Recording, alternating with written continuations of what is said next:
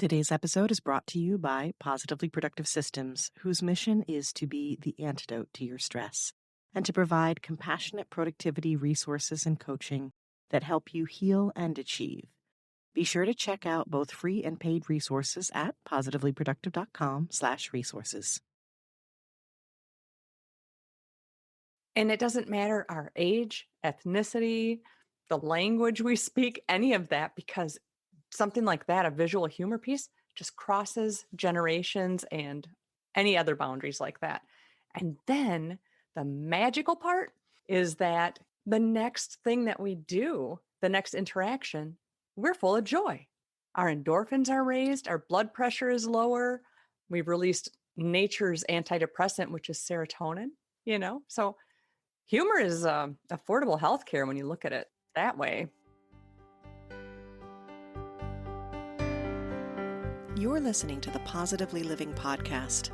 I'm your host, Lisa Zawrotny, founder of Positively Productive Systems and a coach certified in time and stress management, helping clients make space for what matters most in their lives.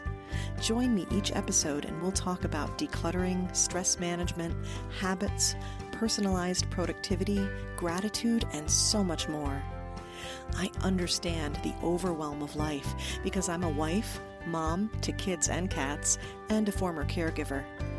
I'm here to help you choose what's right for you so you can do less, live more, and breathe easier. Sound good? Let's get to it. Have you ever felt uncomfortable and made a joke? Or perhaps laughed at an inappropriate time? At the very least, it's likely you've used laughter to diffuse a heavy situation or can think of someone you know who does it. Today, we get to figure out why we do it, why it works so well, and how humor can connect us and help us communicate better. Also, you'll hear me do improv with an accent, so for that alone, this episode is a must listen. To help me with this chuckle-worthy conversation, I'm delighted to welcome Lisa David Olson to the Positively Living podcast. Lisa is a speaker, author, podcaster, and prank enthusiast. She's a creative consultant who leads workshops to find humor, creativity, and storytelling to reignite your projects. Lisa is a humorist, speaker, and curious creative with a project and bravery to share. She shares that she escaped a traumatic childhood through humor, and this later became her business. Today you'll hear a bit about Lisa's story and why she found humor, or as she says, humor found her. Once again, Lisa is an example of someone whose struggles inspired her to make a difference.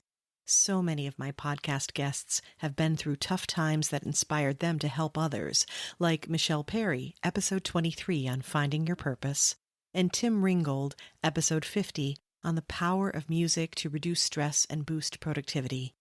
You'll also want to listen to episode 29 with Mallory Jackson to lock in what trauma truly is, how we all have it, and the modalities we have to help us heal.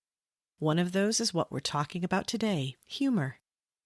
In addition to the pure laughs, I had to get it together to continue more than once during this episode. We cover the benefits of laughter and how humor can be used in business and relationships to encourage creativity, communication, and empathy. Lisa has so many incredible suggestions on how we can make a difference in others' lives with humor, play, and joy. What I love most about this conversation, besides the laughter and the fun, is how we as humans can juxtapose painful, challenging life experiences with joy and gratitude. Lisa embodies this, and I hope it inspires you and gives you hope for whatever you're going through. Welcome, Lisa David Olson, to the Positively Living podcast. I am so excited to talk to you and to pretty much guaranteed have some laughs, but also really get something out of what humor brings to us. Welcome. Thank you. I'm so happy to be here. We've chatted a few times, just setting things up, and I'm like, today's the day. Woohoo! I love that you're celebrating with me. Could we please start with you telling us a bit about who you are, who you help, what you do, and really what makes you light up? I actually am a business humorist and comic. I ran and performed in a comedy troupe for 2 decades, and we did improvisation and song parodies. So, kind of going back to my childhood of the Carol Burnett show, I got to actually grow up and do that. I found humor by mistake. It was something that came from living in a home with an alcoholic mom, and so humor became my escape. And the Carol Burnett show was a lot of very much my escape because I pretended that she was raising me. And I did not try to end up with a comedy troupe, but that's what happened. And maybe I did. Maybe it was just going to happen because there was no stopping it. But humor is a big part of my life, and I love spreading joy and just finding the fun. And yeah, you do that regardless of the conversation. It could be scheduling a podcast interview, and you definitely know how to make it fun. So, to whatever extent that you're comfortable with, could you share a bit more about, I guess, what humor meant to you and the path in which you explored it, I guess? Yes, and do you mean going back to childhood or Yeah, exactly. Like wherever it was, that starting point, or how perhaps even now in retrospect, you're sort of connecting the dots to see, because I think we'll all resonate with how we pull toward humor in tough times and like what kinds of ways it might show up in our lives, or like you said, how we might cling to it. right? I think as humans, we are very attracted to humor. If you're in a restaurant and the table, 2 tables away, it just bursts out laughing, you look. And if you're in an office working and you hear something in the hallway and coworkers are just yucking it up and, oh, Nancy, that was amazing, we want in. So humor is contagious in the good way. And it really brings people together. And that's always been my draw. Even back in high school, I didn't really have one of those cliques. I didn't have a true pack. And it's funny, I didn't notice that until, older. And I realized it was just kind of people needed some fun. And I guess that was my job. It's something that even now, if you're in a store, a public place, and somebody comes parading through, maybe some guy just starts juggling the oranges in the produce department, we're going to look. It's going to take our full concentration, our full focus. And it doesn't matter who's around, we are in on the joy. We stopped looking at our phones. We stopped talking or doing whatever we were doing, and we give it some time and we're laughing together. That's hilarious. And it doesn't matter our age, ethnicity, the language we speak, any of that, because something like that, a visual humor piece, just crosses generations and any other boundaries like that. And then the magical part is that in this scenario, he doesn't drop an orange. So that's the magical part one. In magical part two, the next thing that we do, the next interaction, we're full of joy. Our endorphins are raised, our blood pressure is lower.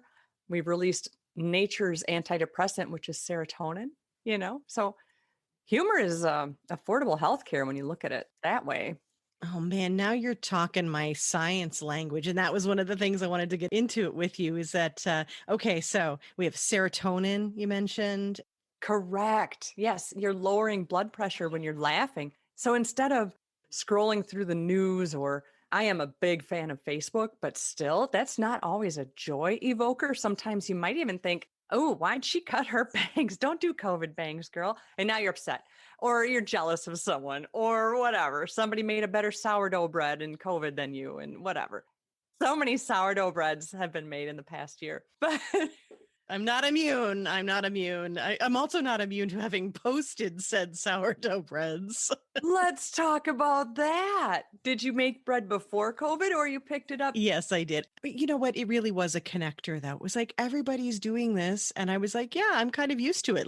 I'm in on it. Let's go for it. It was more like rediscovering the sourdough part, but the bread making part I've been doing for a while. Well, let's talk design. Did you clip the little leaves in the top of the crust? Hell no. Yeah. No, you don't come to me on Instagram for the bread, darling. You come to me for the ridiculous pet commentary. That's what you come, or my love of coffee, perhaps. Yes, Yes. coffee. That is a lovely thing. But you see, right there, we're all like, how did we connect? And that is what I love about what you're saying with humor. I mean, Obviously, it's a favorite of mine. I know you're shocked. Glad you're sitting Yes. down. So it's a stress reliever. Like you said, it's naturally something that it's contagious, that we want to be part of. It's something that we want to connect with. And right in that word that we want to connect with and people that we want to connect with when it's happening, the phrase to be in on the joke, right? That's huge, right? That represents community, doesn't it? It is. When you're in a room of maybe you're in a meeting at work and there's some joke you missed because it was some sort of inside joke and Bill from accounting spilled something on his tie. Again, do people still wear ties? And then somebody else knew about that. We walk in, we don't know about that. We're not in on the joke. So we don't like the people in accounting, obviously. But when you're in on the joke, that's what makes it fun. And that's why doing improvisation for so many years was a blast, because one of the things I still say, because I'm a business humorist and I still speak to groups and do a little bit of improv in the group, but I won't scare your introverts. And what does that mean? I'm glad I asked me that. That means I'm not going to go, Lisa in the back, come on up here. Maybe you're enjoying watching and listening, but you don't want to necessarily stand in front of your coworkers. That could be really, you don't know what you're in for. I wouldn't do that, but I would ask anybody in the room if they're comfortable yelling out an idea. And if you want to play this game right now, we can. And I promise it's easy. And I promise it'll be really silly fun. And it's something people can use at work or even at home at your dinner table. Yeah. Oh, I love it. Yeah, let's do it. Okay, let's do an improv game. We're going to get our butts fired. So while I explain it, I'll have you decide a couple of ideas of where we might work. An old blockbuster? Oh, yes. And for you kids out there, that's a movie place where we'd borrow the movies and have to rewind them. We'll explain rewinding in the footnotes. Right. Footnotes. So here's the thing. It was like a building that was Netflix, except that you, Right. but you Yes. actually had to like manipulate what it was that you were watching in the player. Yes. And sometimes the tape would come out. Yes. And we did because it's all we had, because we had 3 channels and Blockbuster. There you go. Well, I'm thinking we'll be in the Midwest so we can use our Midwest accents. Okay. All right. Okay. So we're going to pick some names. I'll give you a name. Your name is Gertie. Yeah. I'm Gertie. What's my name? You're Marta. Okay. So Gertie and Marta are going to get themselves fired from Blockbuster, and they're each going to come up with 2 ideas, taking turns of what would get them fired. Now, if I was doing this in a big group, I would just say, who else has something like that? Okay. Hey, Gertie, it looks like you didn't wipe down the counter after last night's shift. Now, what I did is I just established that we both work there, if you didn't catch that. I'm telling the audience that. Okay. So, Gertie, it looks like you didn't wipe down the counter there after last night's shift, hey? Marta, back off. Who are you, my boss? Well, actually, I am. And let's talk about how we could get fired here. So, one thing that would make us get fired, I think, could be we're going to have free horse rides inside the store day. What could go wrong? Well, especially if I don't clean up the counter. Visual. So, Gertie, what do you think would get us there fired, huh? Ooh, how about if we just give away the movies for free one day? Oh, that would certainly get us fired. Okay, something else. Free alcohol for all the horse riders. Open bar for the jockeys.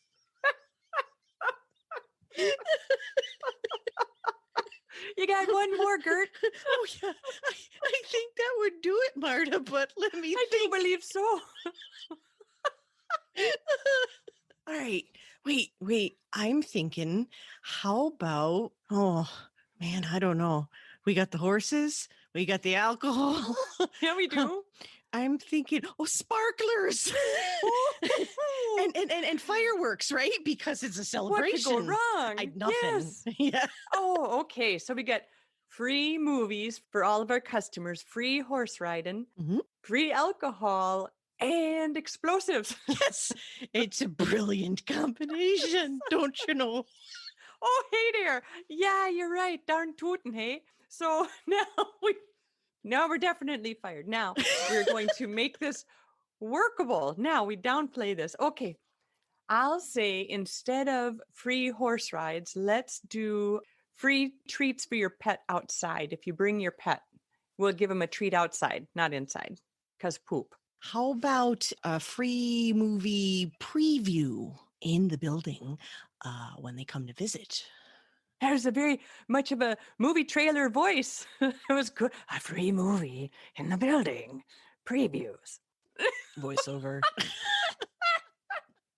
Instead of free alcohol, then on the days where you get your free movie preview, then we're going to give you a root beer float. Ooh. Okay. And how about instead of the fireworks, maybe firework displays?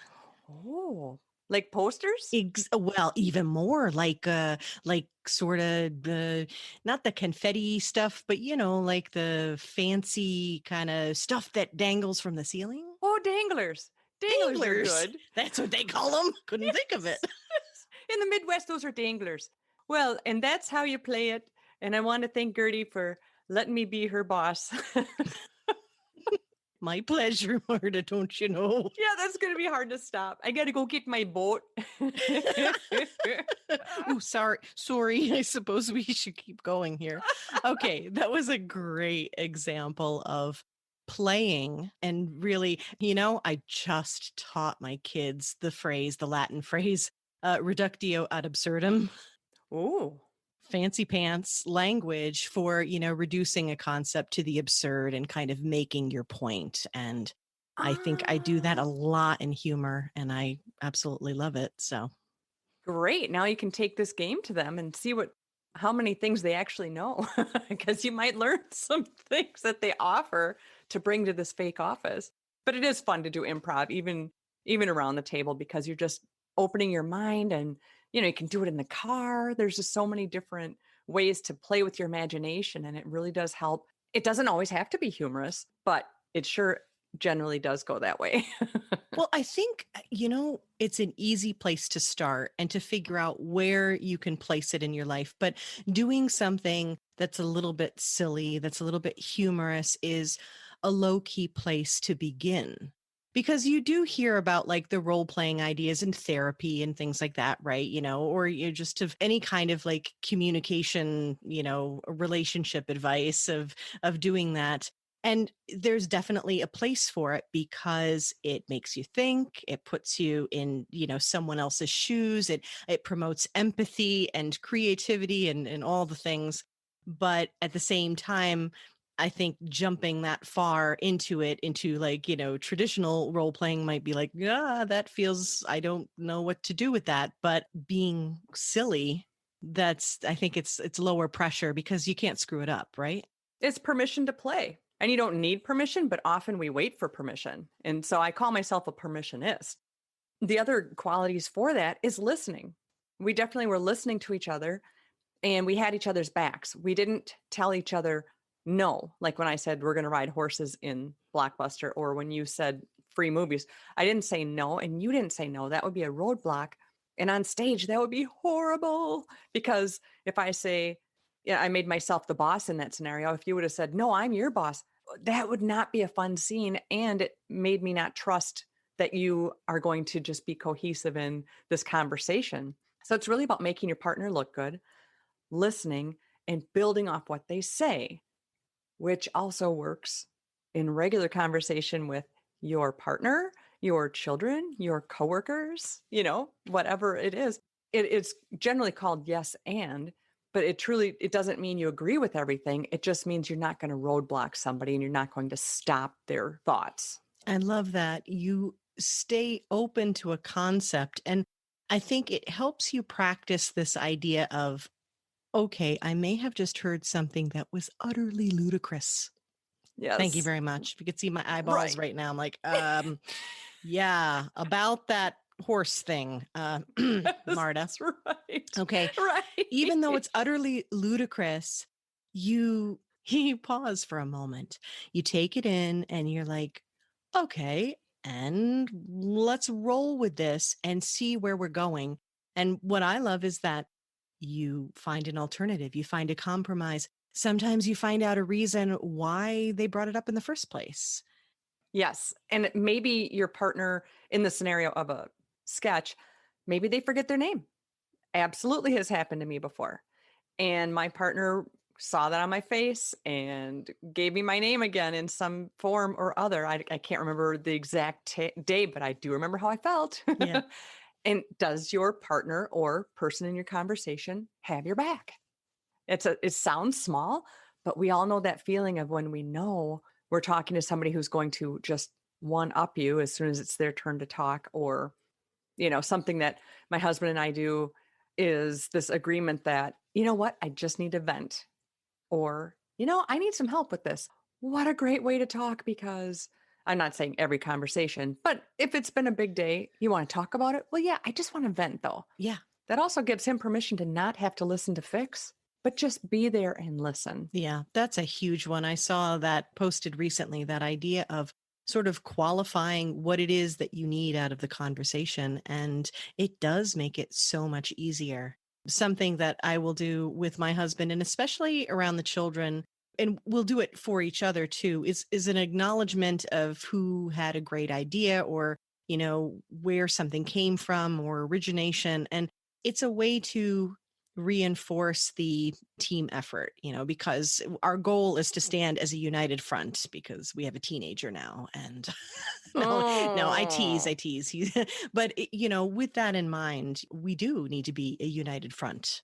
And so yes. when we're speaking and when we're sharing and when we're talking to them, when we bring each other up and say, or your dad had this idea and it was this is, it's great and this is what we'll do, or, your mom is really exceptional at this thing, so you want to go to her for that. And it's a wonderful way to, I think, not only help the other person feel, like you said, like you have their back, but also I think anyone else who may be witness to it, it's modeling for them, especially children. Very true. Just as getting their opinion. Yes. And there's ways to craft around that. I've been married 3 times. I know how to do this.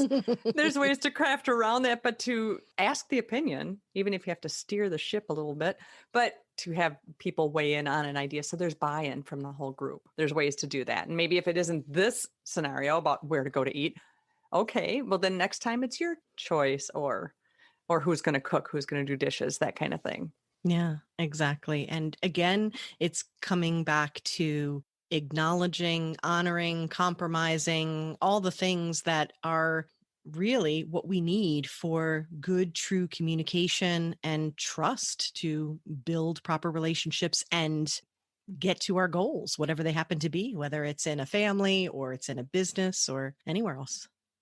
I really enjoy that you say you're doing that with your family already, knowing that. And you guys are together more than ever in this past year. So Indeed, we are. what a great time to have that as your catalyst, because it's also going to teach your kids when they go forward with friends. I mean, believe me, they are listening, watching, and emulating all that they learn in the house. Now I totally want to try the improv thing, though. Yes, yes. Even when the friends are over, I know they would love it. Absolutely. Oh, that's fantastic. Okay, so we talked a bit about, what humor does in terms of being the stress, reliever. And you had talked to me before about this idea of what it does for our health. We just talked about communication. That's a huge one. What else? Tell me more about humor and what you've discovered with it. Well, it's just what I'm drawn to. And there's so many different types of humor that it's also important to know your room, know who you're speaking with. I work with police officers during the day. And I'm going to tell you right now, sometimes those jokes are going to be a little different than I would say in a room full of fourth graders. So, Maybe just a little. it's being heard and just enjoying that. It's also can be the thing that relieves a tough day. So when you're having this really bad moment at work or a situation, maybe you had a fender bender and your husband makes a joke after that and you're just like, oh my gosh, cool, because I just can't take anymore. You don't have to answer this, but have you ever been in an argument with your husband? And of course, you were winning, but all of a sudden one of you says something that kind of breaks that whole stupid pattern of we're stuck just saying the same thing. I promise you that when he listens to this, he will verify and vouch for me when I tell you this is exactly why we're still married. Yes, like all the Oh time my when gosh. it diffuses tension. Yes, yes. And it could be a face, or it could be, putting your shirt around the wrong way, or anything. It could be physical or that. And that's why I say don't look at news and don't doom scroll through Face Place. Check out, for me again, it's Carol Burnett outtakes, your favorite show. Chances are great on YouTube. There's the bloopers and outtakes. That's one of my favorite things. You end up just laughing, and you don't even have to know the show to know how funny it is. You guys could take turns after dinner, like, okay, whose turn is it to find a funny video? And it could be like limit of 10 minutes. Oh, and I mean, it's at your fingertips Mhm. now if you have that thing, the online blockbuster thing there, Netflix. You don't even have to rewind, Gertie. Marta, it's the best thing ever. Oh my gosh. Yeah, of course we had to pick the Yes. Midwest. That's not even my accent. Next time would totally go in for New York, Oh, okay? That's man. all I'm Yes. asking you, Okay. Or maybe I'll be New York, you be Midwest. That's It's a not a deal. problem. But yeah, so I mean, at your fingertips, YouTube, oh my Mhm. word.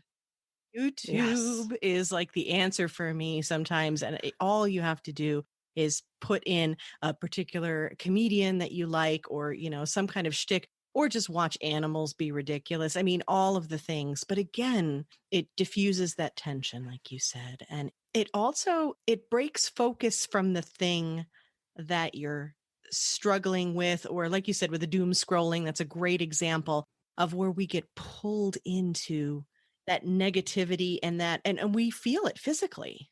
Yes. I mean, I'm tense even just talking about it. I'm like, yeah. When your body is, even if you're talking badly about someone, your body doesn't know you're talking about someone. Your body just knows that feeling of unhappiness, or, crabbing, whatever. And your body doesn't know the difference, that you're just yipping about that girl that cut her bangs, like I was saying. But seriously, COVID they don't. guts. Yeah, your body doesn't know that. And so you still have that release in your body of the ick. So you might as well choose something that makes you laugh. Or why not? Okay, I've got this great friend, Heather, and she and I will send videos to each other. And she created bagel bun, and she did a ponytail and then put a bagel over it and then rolled her hair around it and then made this video talking. Suddenly took the bagel out of her hair and then just started eating it. So now we do different things in our hair. I had the harmonica and I pulled it out and played my harmonica. Nice. That is affordable fun. That's why I love pranks. I'm quite the prank enthusiast. And it's just a silly moment to jumpstart your day, or just know that you're kind of better than everybody else because you hid for half hour and it worked. Okay, it doesn't always work. So always bring a granola bar when you're hiding in a closet. That's my lesson. Or maybe bagel bun. Mm-hmm. Right. So then it's like I took a drink at the wrong time. Yes. God, I live for that. I live for that. This is why I only drink water. Yes, that was great. That was great. So close to a spit take. But yes, I mean, the bagel bun makes sense. It curls your hair heatless, so you're not damaging the hair, and you have a built-in snack. I mean, I know this is an episode about humor, but I think your friend may be onto something, and she needs to patent it. Oh, I will definitely have her listen. I'm sure she does anyway. And that is a great idea. She's trying to work on the cream cheese earrings, but everything in its own time. Wow. So Yeah. when you ask the question, how wrong can this go? Or Yeah. maybe how far can this go? Yeah, I knew it could go anywhere with you. And this has been fantastic. So we've talked a bit about what humor does for us and what we can do. We can walk out and we can improv with coworkers, friends, family. We can, of course, watch the videos. Is there anything else that I'm missing that we could, just take steps today, like one step that we can take to allow humor to just help us, really help us heal us? Maybe, here's an example, or a question, I guess, rather, would be if we're struggling, because I know sometimes people can feel a little defensive about it, right? You and I are obviously self-deprecating role models here, Yes, it's a great but title. sometimes it can be a little challenging. Any advice along those lines? When it's hard to find humor, you mean? Or to Yeah, or to accept it, or what's really nice is if you have that buddy, like my friend Heather, that's always up for being silly. A great thing is even when it's not a moment of humor, reach out to the friend you're thinking of. Yesterday, I walked by something that a friend had given me. It was a small flashlight, and it made me think of her. And so I sent her a message. And I didn't say, I saw the flashlight you gave me and I'm reaching out. I said, I just thought of you today and I smiled and I hope it's a great day. I didn't ask for anything. I didn't do any of that. I used her name so that it was personal. It was the quickest one sentence. And I do that about 2 or 3 times in my day because we are always thinking of friends, or you might see something on Facebook and I message. It's free still so far. And it takes what, 14 seconds? And then a made up stat is 86% of the time I get a message back saying, I needed that just now. So what you're doing is you're staying connected. And I don't have a goal of this, but this is what's happened. I've stayed connected with friends. So if I do have a crappy day, I know who's right there. I've kept my circle around me. We can't hang out. So we have to be really creative on how we're staying together right now.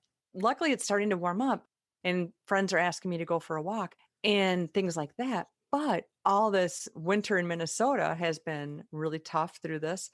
And so there was just a lot of setting up a Zoom happy hour, or if you're tired of the screen, it was a phone call, or meet somewhere where you can stand far apart. But I ended up with a lot of pen pals. And there's almost, and in fact, I sent out 5 cards today because I had this pattern where I just got a bunch of pen pals yesterday that wrote, or last week. And so I love picking cards that mean nothing, meaning somebody's going to get an Easter card over the weekend, find a Christmas card. I like to paint little mini things. And so I painted a flower scene and I wrote, here's a bunch of happy crap for you, right on the flowers. I did a really pretty, I thought it was pretty, little tiny mini things. And then I wrote, here's some happy crap right on it, you know? And so I know that they're going to smile because when you go to your mailbox, the first thing we open is that handwritten card. oh yeah, always. So why not send a silly card, a birthday card when you know it's not their birthday? Oh, Or that's brilliant.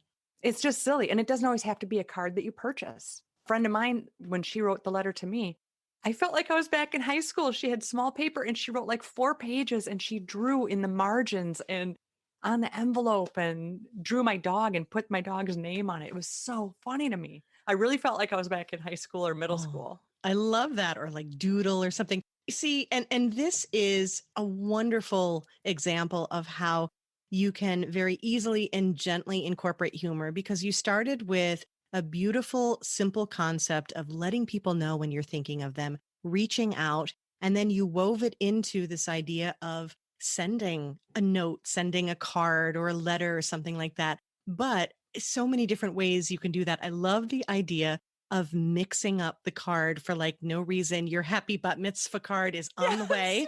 Okay. Yes. And also the idea of like random doodling, like when you write somebody a message. I mean, these are all wonderful, simple, easy, low key, low pressure ways to infuse humor and just kind of like break up the day. Fantastic, Lisa. I love it. You could send a journal back and forth as well. That's what one friend of mine and I were doing. We would take turns, and this is also something you could even just have somewhere in your house or at work. And you take turns writing a line to create a story. So Oh, somebody starts it, and you can have just different colored pens or something. Doesn't matter.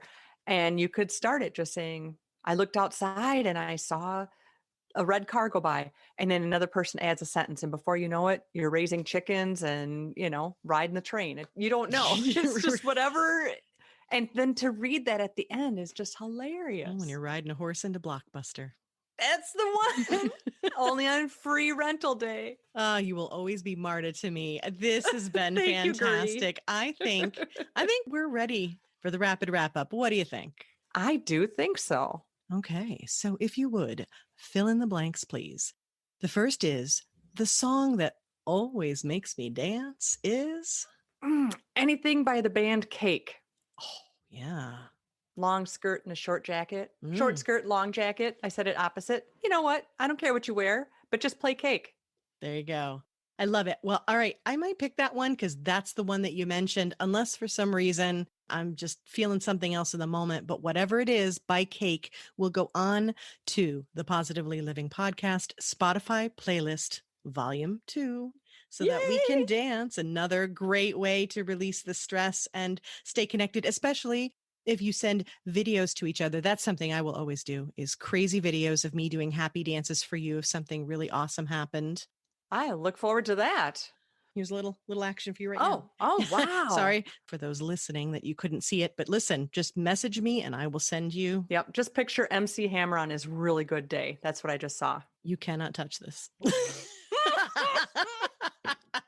I'm not drinking water anymore while I'm speaking with you. That was awesome.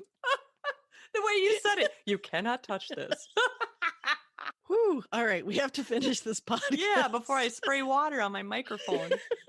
And that's what humor can do. Okay. The quote or mantra I share all the time is, oh, it's something I say to people, and is it okay to quote my own self? yeah, Be weird, stay brave, and dare yourself daily. I love that. A resource book or app that makes my life easier is my calendar. I didn't have the great thing, like anything wonderful, but okay, I do love podcasts. So my podcast app, I guess I got true crime on there on the constant. There you go. But really my calendar and my reminders on my calendar. Yeah, I'm pretty high strung. So that is a good reminder, though. It's a reminder about your reminders, that ways to keep track of things. There's no wrong answers here. Only wrong attitudes. No.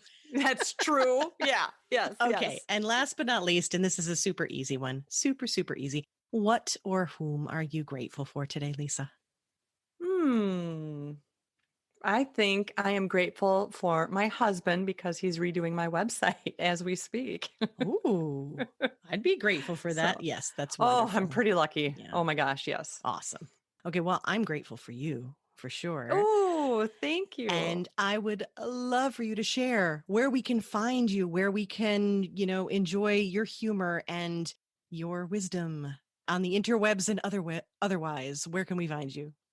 Well, I invite everyone to join my Facebook group that's called Counterclockwise, and it's all humor. And it is something I started just a few months ago when I kind of closed up my comedy troupe page. So Counterclockwise on Facebook, we'll all play there. You're welcome to post and everything else. Find me on Facebook, Lisa David Olson, and I'm on the Instagrams, and I'm on the LinkedIn, and yeah, just find me. Find me with Lisa hanging out. I was about to say, find me. You know where I am. I'll be with her. We'll Yes. be hanging out. We'll be doing improv. You don't have to. So I will make sure to have all the links for the places to find you, including your book. Oh, right? yes. And at this point, all I have to say is thank you. Thank you, Lisa, for shining your light in this world and for sharing it with us today. Oh, I'm so honored to have had this time with you. Thank you so much.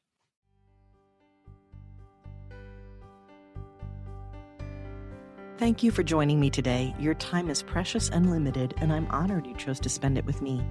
If you have feedback, questions, or want to schedule a chat, head to positivelyproductive.com/connect.